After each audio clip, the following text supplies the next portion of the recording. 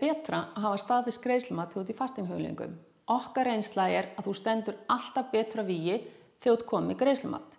Við höfum til dæmis séð það nokkrum sinnum á síðustu mánuðum að kaupandinn gerir tilboð með fyrirvarandi greiðslumat. Hann fer í bankann og bankinn segir ef þú biður hann að borga upp ýmiss konar skammtímalán, raðgreiðslur, yfirdrátt, bílalán.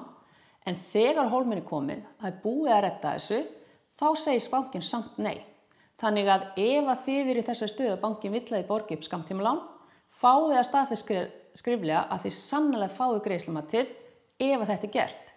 Þannig að ef að þú ert að gera tilboð og þú ert komið samþykkt greiðslumat, þá líklegra að seljandinn vilji taka tilboðinu þínu. Það alltaf vont að hafa þessu óvissu þætti.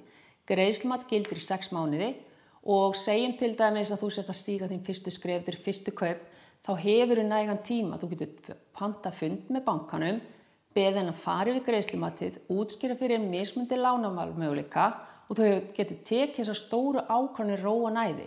Þú hefur bara 2 vikur til þess að fá greiðslumat og velja lánin sem þú ætlar að nota þegar þú ert búin að koma með staðfest greiðslumat. Þannig að ég mæli alltaf með fá greiðslumatið fyrst og gera svo tilboð.